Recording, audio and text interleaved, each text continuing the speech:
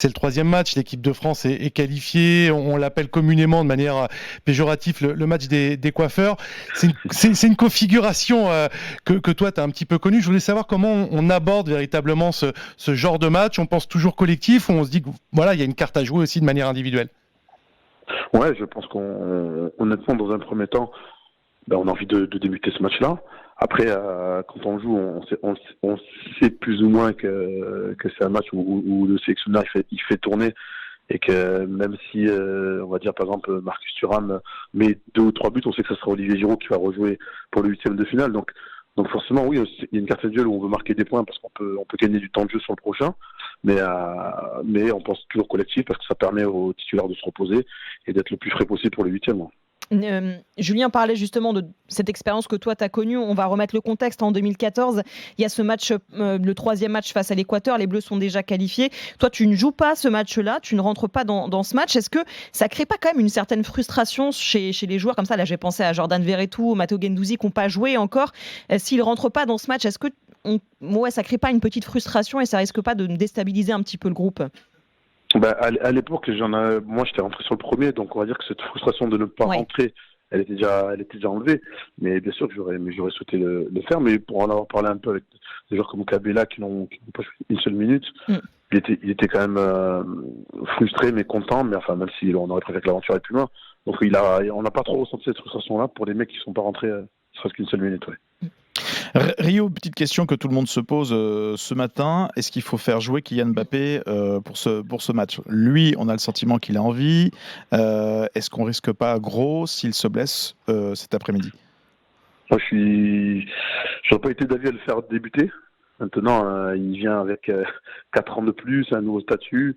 On connaît son amour, on va dire, pour les statistiques. Je pense qu'il a envie de performer, marquer.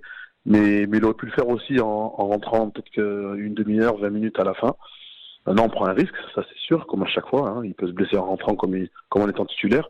Mais voilà, aujourd'hui, il faut gérer l'homme, l'ego, le statut. Et c'est pas comme il y a 4 ans où je pense que Didier Deschamps a pu lui dire plus facilement d'aller sur le banc. Là, il a envie de jouer. Je pense qu'il faudra répondre à ses attentes. Toi, le milieu de terrain, Rio, tu nous en parlais tout à l'heure de ce milieu de terrain de l'équipe de France. Qu'est-ce que tu penses d'Aurélien Tchouaméni qui devrait encore être titulaire aujourd'hui, comme lors des 2 premiers matchs? C'est un petit peu le nouvel homme fort de Didier Deschamps quand même. Il assume le statut. Ouais, franchement, il assume son statut. Dès le départ, quand même, depuis qu'il joue en équipe de France, il montre quand même une certaine aisance, il montre de la sérénité. Là, aujourd'hui, on sent vraiment que c'est l'absence de Kanté, de Pogba, qui l'a servi à devenir titulaire.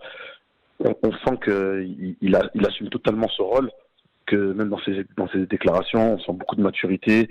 Il est très rassurant et il a même montré que c'était lui maintenant qui mettait les chansons dans le vestiaire. Donc il prend un peu un rôle à la Pogba, mais en étant lui-même. Ouais. Et en plus, il joue du piano. En plus, qu'est-ce qu'il faut pas quand même à cet homme-là. Et la petite nouveauté quand même, ce serait de voir Eduardo Camavinga latéral gauche. Alors ça, je sais pas si toi tu l'avais vu venir avec tes petites oreilles de coach, mais franchement, c'est un sacré coup de poker quand même.